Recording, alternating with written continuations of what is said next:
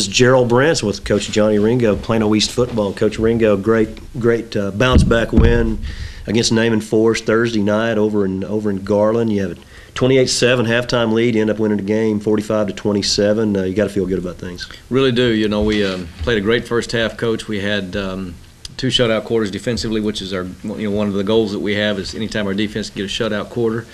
We had scored first and went for 2 and made that, and then gave up an interception that they returned for a touchdown, and then we had an interception that we returned for a touchdown, Kyle and Higgins. And so, but other than that, real complete first half, both offensively and defensively. Other than the interception, the mistake we made there, and we're up 28-7. And of course, your focus as a coach at halftime is always to it's 0-0.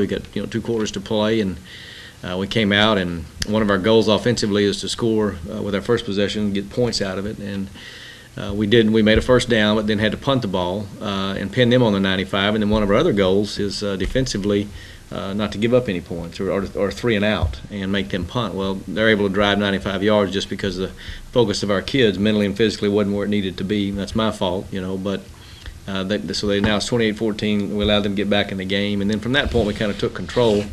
But we had some young kids playing at times there in the last portion of the game and gave up some scores, and so. But all in all, a good performance and a lot of improvement we saw from week 0 to week 1. 2 games, 49 points in the first game, 45 points in the second game, and a lot of that, your defense sets up a lot of that. But that's a pretty powerful offense. Well, it is, and I think if we go back, we look at that. I'm trying to think 42, so it would have been what 30.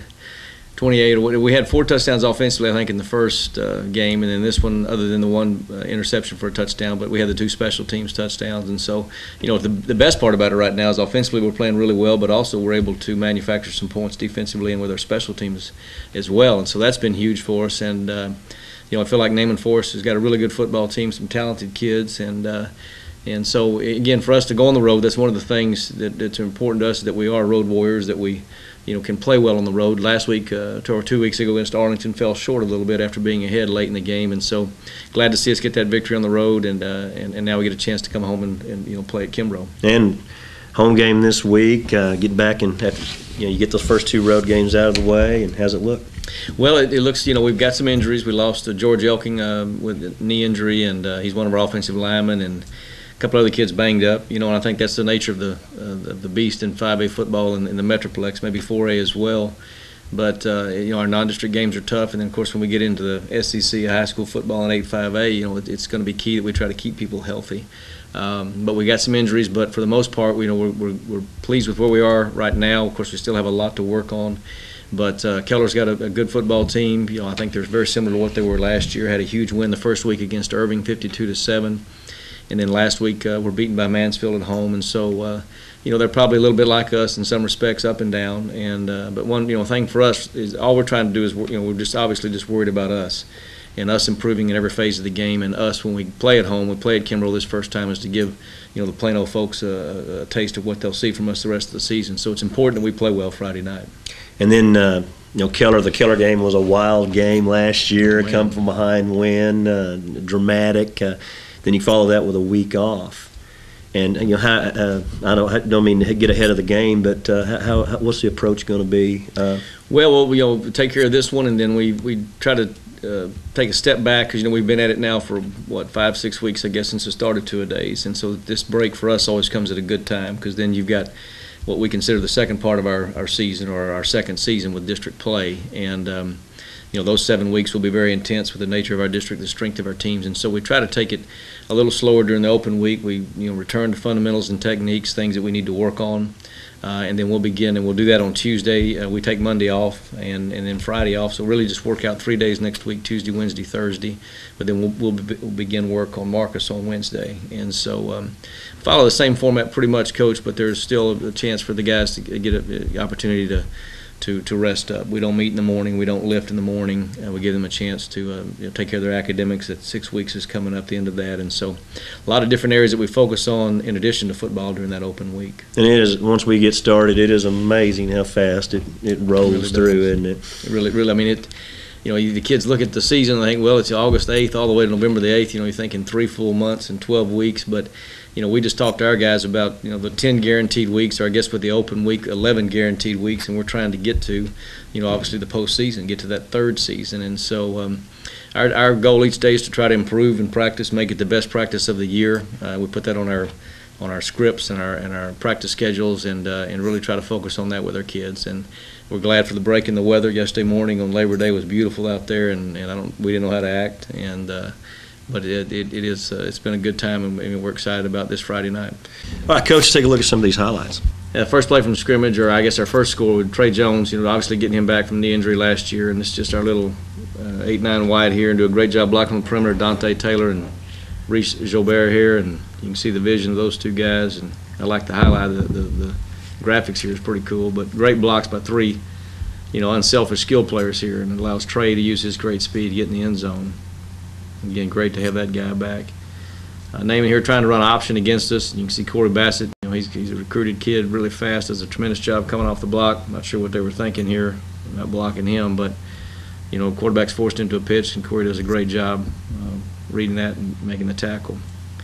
And this is our version of whatever you want to call it, Wildcat. We've got Dante Taylor now at quarterback, and again, his speed. He's having a great year to this point, both as a runner and as a receiver. And we're able to utilize him in that formation a couple of times the other night. Toby Obumseli here, inside backer. Did a really good job the other night. Our pad level wasn't quite where it needed to be, but still you can see the the vision of these guys and reading their keys and coming downhill. And what we like is, again, trying to get as many white jerseys to the football gold hats as possible.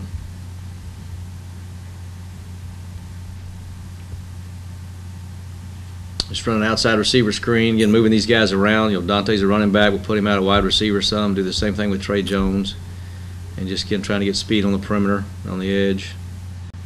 Really good job here of seeing what you need to see. Toby Obumseli, again, amongst a host of others coming through. Deep in our own territory, a lot of time we'll try to go play action. Never very comfortable sitting in the gun, 8 yards deep in the end zone, but play action to get people open. It's Dante out of the backfield down the sideline. Same play we'll hit him on a little bit later for a touchdown. But it'll get you out of a hole sometimes. Now, obviously, you can run the risk with the protection, with the safety back there, but we like looking at that if possible. Good catch here by Colin Shaw, junior wide receiver, really done well, earned a spot. Really good run after catch here. Put us in position again for another touchdown. They did a great job, Naaman did, with their punts. They do the quarterback punt formation, so we were in safe a lot of the time because of field position, and so we were backed up twice. You can see here we go with play action again, hitting Colin Shaw for a big first down, give us a little bit of breathing room right here.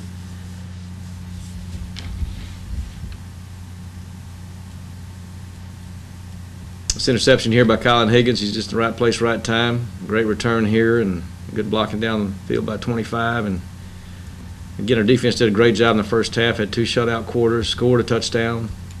Just tremendous first half. And we'll come and fake 8 or 9 white and let the quarterback run the ball some. I wish here he'd cut outside from the end zone shot. Had he done that, I think he would have scored. But again, Corey brings great speed to that position also. He's a runner as well as a tremendous passer. Again, same formation. You can just see the speed of this guy, and him getting on the edge here on the perimeter. And it's tough. And for defenses, we just try to give him a lot of different looks, formation-wise and personnel-wise. Basically the same version of the play you saw earlier. Now we're just going to throw our little bubble screen.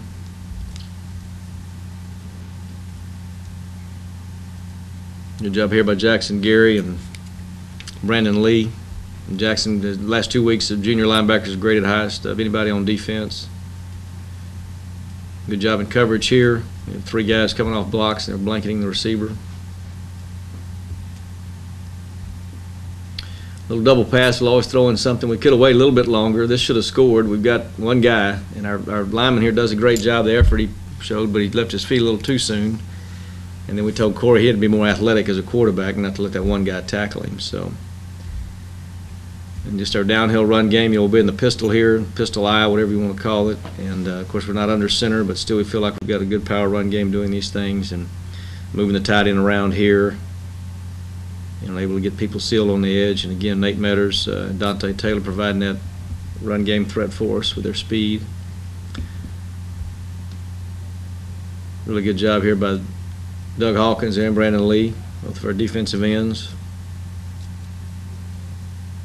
Same way, we just motion inside, try to squeeze that corner in safety, and you can see what it does. Just opens up the back out of the backfield down here. Again, that's Corey Wesley to Dante Taylor, and then it's late in the ball game when we've given them a chance again to get some of the kids play, and they've kind of gotten back in the game. The score was 45-27, but never comfortable in, I guess, 5A Metroplex football, and so it's a great job by Nate here late in the game to just gashing them a little bit and putting us in position to seal it with the final score.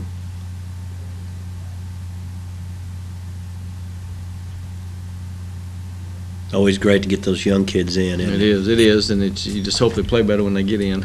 Just to get them out there Exactly. and get them on the field, and takes the anxiety out of the whole thing for them. You're right. Because it'll pay dividends down the road. That's right. We bring Kai Higgins, safety, off the edge here on a little blitz, which was a great job there. Big stop. All right. Keller High School versus Plano East at Kimbrough Stadium, 7:30 Friday night. And we'll see you next week, Coach. All right, thanks, Coach.